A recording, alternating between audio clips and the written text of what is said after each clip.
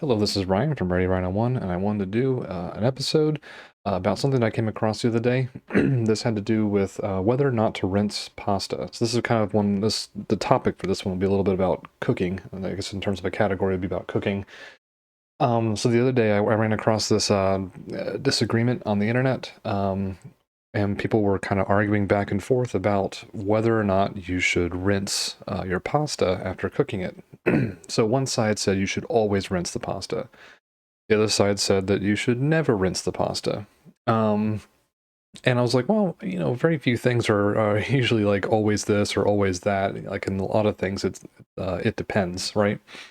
So I started trying to think about a little bit, like what I've learned from cooking and how some of my experiences and some of the I don't want to call it science behind it, but just the reasons why you would do one thing or another and how that works with the rest of the recipe and like what should you do? What is the guidance here on whether or not you should rinse your pasta?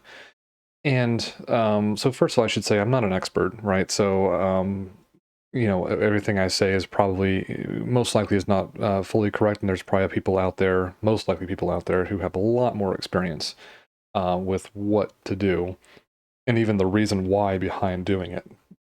I think this one's a little bit difficult because whether or not you do it, things can still turn out okay. So there's not that negative feedback that would inform you like, oh, I should probably not do this.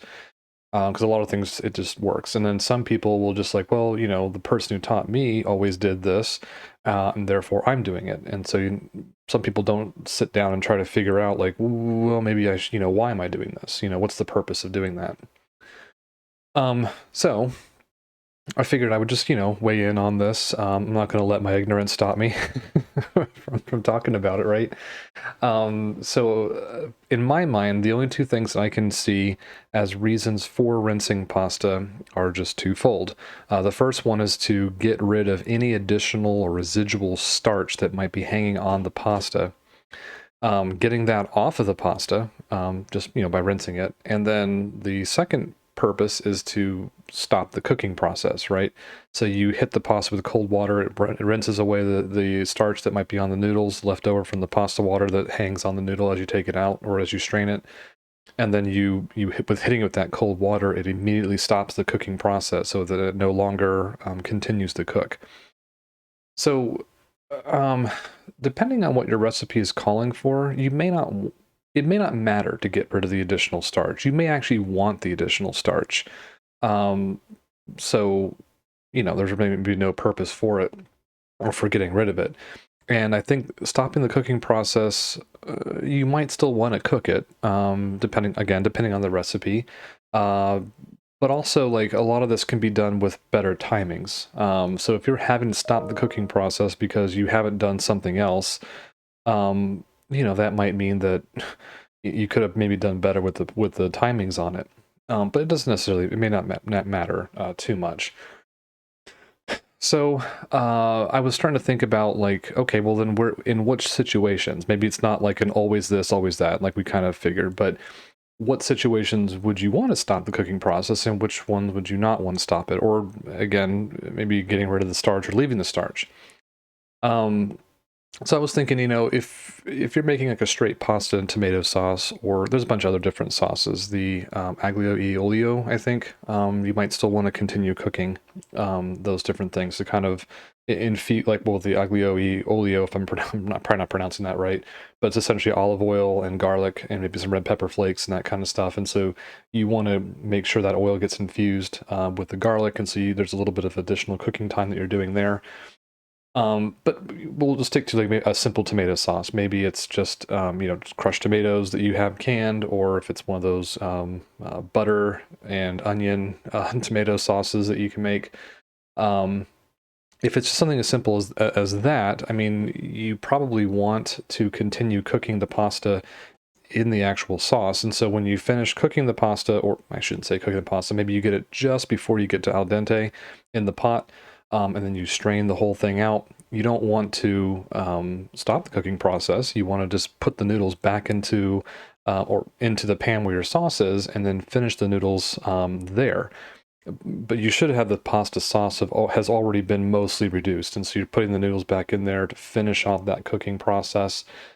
getting it to al dente, because as you continue to cook, the pasta is drawing in whatever medium it finds itself in. So this is, by the way, why you want to salt the pasta water right before you boil it, because the pasta is not going to get a ton of flavor from the water if the water is unseasoned. So having salt in it, it draws some of that salt and that water into it. That's why the noodles expand. So if you want to continue cooking, they have more room to expand. And so you want them to pull in the flavors, maybe the aromatics or whatever it is you have in the sauce, pull that into the noodle itself, kind of give it that little bit of a extra layer of flavor in the dish overall. And so that to me is why you wouldn't want to rinse the noodle. Plus the starch on the noodle is actually good for thickening the sauce a little bit. And I should say as an aside, whenever you're making any kind of pasta dish, it never hurts to reserve maybe a half cup or so of the actual pasta water before you strain it. Some sauces actually kind of want that.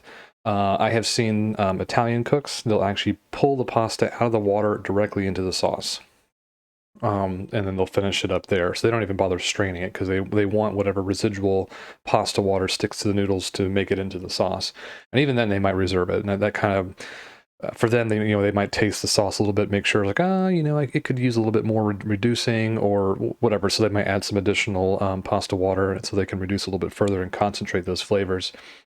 So in that way, I would say, yeah, you don't really want to rinse the pasta. You want to keep some of that starches on there. You also aren't really concerned with stopping the cooking process. You want it to continue. You just want to continue it elsewhere and not necessarily in the pasta water. So then you probably ask, well, then when would we want to rinse all this off? Well, I was trying to think about it, and the only thing I could come up with was mac and cheese. So with mac and cheese, it most likely is if you have a decent recipe for mac and cheese, the one I have, the cheese sauce is made with a base called a roux, and this is basically just an emulsification of flour and butter, and that's their base. And you're adding kind of like some cream and cheese and egg and all that kind of stuff, and some other herbs and spices to it, but that's essentially the base.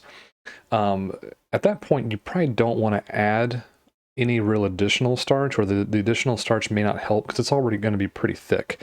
And you don't want it to be like a concrete mix, right? So we don't want to really add any additional starch.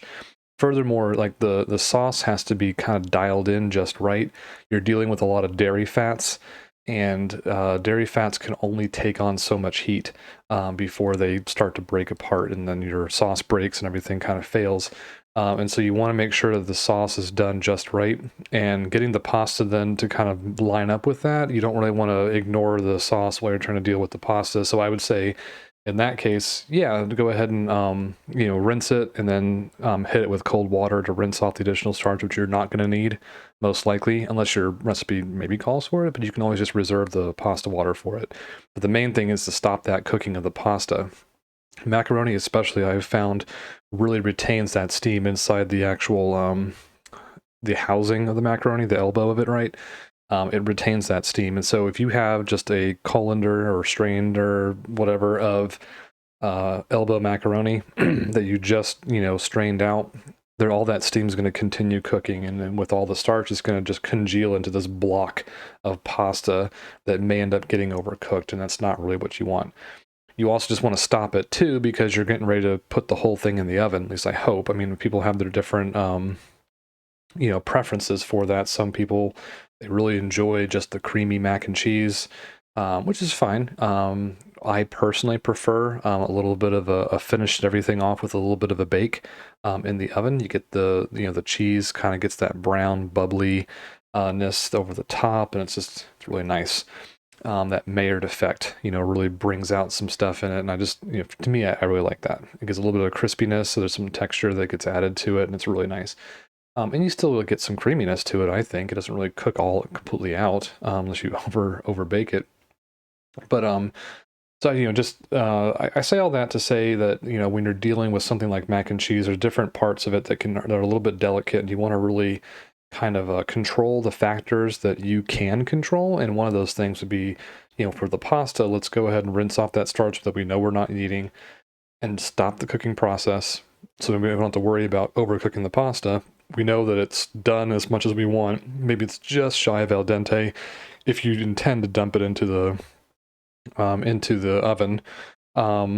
And as an aside, depending on what cooking container you're going to be using this in, a metal one or a glass one, the glass one will continue to cook that after you've taken it out of the oven because it retains a lot of heat and radiates it into the dish itself. So you got to be careful about that. But, if you can control different factors and just controlling that part of it, I don't have to worry about the pasta. The pasta's done. It will be done after it finishes in the oven, or maybe you cooked it just enough to where you're like, I'm not putting it in the oven. I'm just going to keep it creamy. I'll keep it off to the side. That's one thing you don't have to worry about, and then you can focus on the sauce. Because the macaroni tends to be like more of like a vehicle to carry the cheese sauce into the person eating. It has its its place obviously in the flavor profile, but you want to, if you can just eliminate that and focus on where your big hits are going to come from in terms of flavor in the overall dish. Then you want to focus on that sauce. You want to make sure, like, I'm not going to my pasta's done exactly how I want, so I don't have to cook it any more additionally, because that additional time might overdo the sauce and cause it to break, or whatever, right? So you're just, like I said, you're just trying to eliminate these factors that you do have control over that are easy to control. You might as well do it just so you can then put more focus on the rest of the part of the dish, the rest of the parts of the dish. So all of that to say, you're just trying to eliminate some of the chaos. And I don't want to say that rinsing it is always the wrong thing, and never rinsing it is always the wrong thing. I think you have to kind of think about, what it is you're making, what are the principal parts, what are some of the, the effects that will happen, or if you think about, like, if I rinse it, what's that going to do to the rest of it? Like, how am I reincorporating this particular piece back into the dish, and what does that do to it? And should I have additional starch? Should I stop the cooking process? Just kind of think through it. But I don't think having an edict saying, like, I will never rinse, or I will always rinse, that probably isn't really helpful. So just some thoughts to think about. Let me know what you think. If you have additional insight, or maybe I'm missing something like really obvious, like, oh yeah, you always rinse because of these little effects can happen, and it always messes something. I don't know. But this is just kind of my thoughts on it, and maybe what if you have something to point out that might give additional insight, that'd be great. So let me know, and I'd be happy to hear from you. Thanks for listening, and I hope you'll join me in my next episode. All right, bye.